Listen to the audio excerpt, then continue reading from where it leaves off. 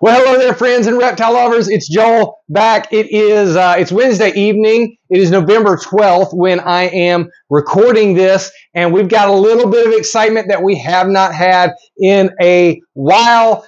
We have a clutch. This is the latest clutch I've ever gotten, and it will actually not hatch until next year. So this is the first time I've had a clutch laid 1 year and hatch in the following year. So that's kind of cool.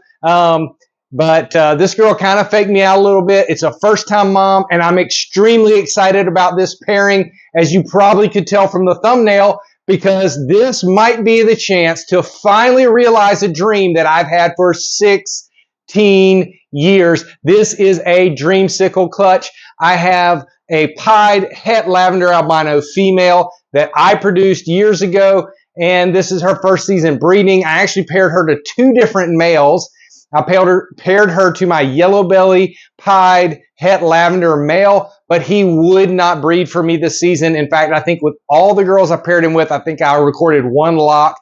I never saw him even getting close to lock with this girl. So I quit, gave a few months off, and then I acquired a new male that is an orange dreamsicle, actually the original first ever produced OD dreamsicle produced by Justin at Canova Reptiles.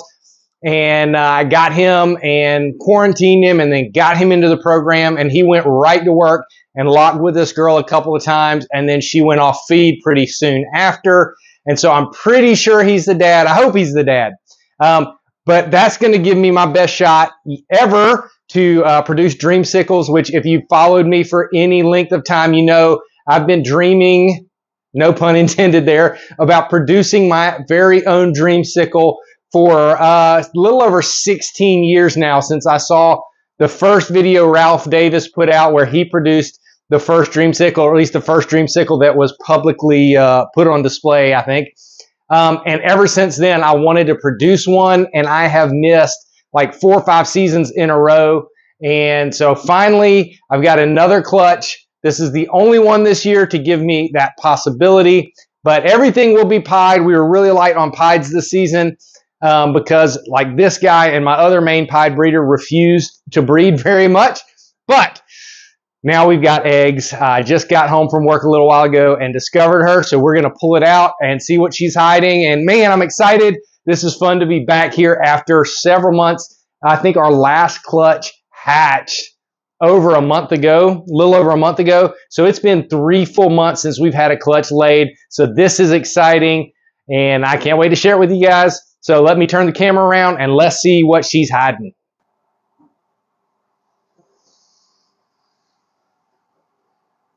And there she is. She's coiled tight. Looks good. Hey there, mama. You look tired. I can barely see them. We'll get her in there. Let's see what she's got. All right. Oh, that does not look good at all. Yuck. That's not what we were hoping for. Let's see here. Checking her out. She doesn't seem to have anything else, so she seems empty, but that is not at all what we hope to see. We'll put her up here into a temporary tub. Yikes. So it looks like we have 2 eggs. We've got 2 definite slugs, and we got this third one's a slug, but you can see it's like a little calcified at the end, so it looks like a giant candy corn. Probably not any chance that that's viable, although it is theoretically possible there could be an embryo down in the end. Yikes. So definitely not what we wanted to see. Honestly, it deflated a little bit after that, but we do have 2 eggs, so we're going to hope for the best. I'm going to go ahead and weigh them, and then we'll candle them, and this will probably be a pretty quick video, so stay tuned. All right, well, that light's right in the middle there, but let's see. 186 grams. I think y'all probably can't see that. 186 grams is pretty small, so that's, what, 93 grams a piece, if my math is mathing. So a little on the smaller side, but not bad. Let's candle them and see what we see. All right, here in the dark, let me grab my Sharpie. I need to get my tub out, but let's see. I don't know if you can see those real well. Let me zoom in a little bit. Try and bring them up to you. Oh, that does not look great. That does not look good at all.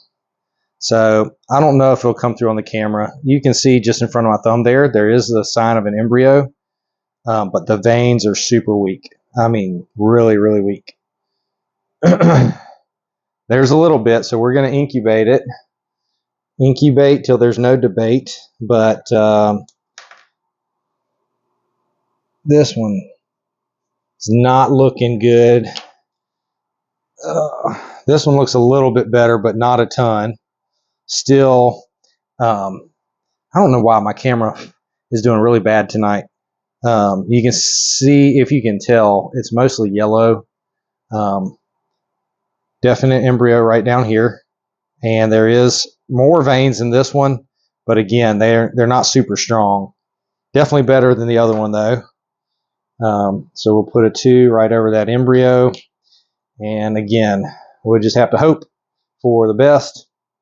Let's look at this little sluggio here, our little candy corn egg. I don't see any evidence of anything other than rotten fluid. I mean, it's not rotten yet, but slug has no chance of hatching. This doesn't look like it's got anything going on. And these slugs, all yellow. Really, the candy corn looks the same, just a little calcified on the end, which is peculiar. So maybe it started to try and form and just didn't have it. So discouraging, but let's get them in the incubator anyway. All right, so here you go. I got my tub. Of course, I got my little bit larger tub since we didn't have anything else in the incubator, but we're not going to need it despite my hopefulness. We'll take these two and we'll put them right in here. We'll make sure we can see them from the window in the incubator. Get them tucked in nice and tight there, and hope for the best. Probably pray for our little eggs here. I'm going to take my little candy corn and we'll stick it in here, even though I am 99.99% sure that nothing's going to come of that. We'll leave it. Maybe I'll move it a little closer to the edge so I can keep an eye on it. If it starts to turn color, then we'll go ahead and take it out of there because it'll probably get stinky.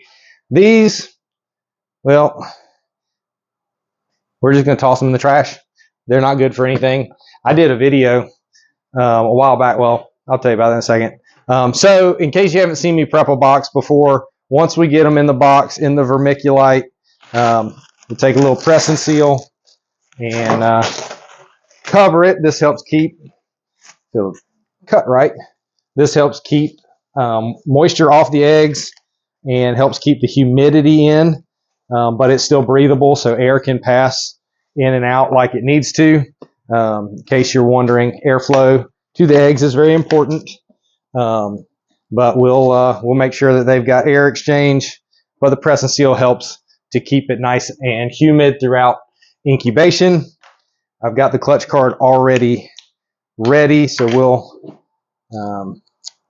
attach it here, and then I'll just make a note that we got 2 eggs, 3 slugs, 186, I think it was, grams, and of course hatch date is 1/11, or the expected hatch date, so I'm going to write that just on the front here, since this is what's going to face me. This is clutch 12, and the hatch date is 1/11, and I'll have that side facing the front. Y'all can see that on there, and then we just pull it over here and throw it up in the incubator, which has been warming up and getting ready for a couple weeks. Nice steady temperatures as always, and that's where she'll sit for the next 2 months. All right, well, like I was saying, we'll leave those in there for the next 2 months and hope and pray for the best that both babies survive. The one I'm not real confident about, but there is a defined embryo and some veins. So hopefully in the coming days, those will just get strengthened and they'll grow and develop into a perfectly healthy baby. But both of them leave some concern. So we'll just have to wait and see. Sometimes that's the emotional toll and risk that comes with breeding animals of any type. So we'll just wait and see. Not much else we can do. I started to tell you earlier Excuse me, I just chunked those slugs, but I did a video a couple years ago where I actually cut one open. You can search for it on the channel if you want to. If you've ever wondered what the inside of a slug looks like, it's there. But anyway, this is going to be a shorter video, which maybe some of you will appreciate. But as always, I appreciate you tuning in and giving me your support. Please comment below if you have any questions or comments. I appreciate it. Like and subscribe to the channel if you're new here so that you see the content that's coming up. I do want to let you guys know that I do have kind of a new series coming out. Series is probably not the right word, but I've got a series of videos that will be coming out along the lines of some stuff that you guys have asked me for in the past. I hope you will enjoy. There'll be a little bit longer content, but they will be a lot of fun, and I hope you love them. Anyway, thanks again for tuning in. Let me remind you, as always, to share the love of reptiles with anybody you can, and I'll see you guys next time.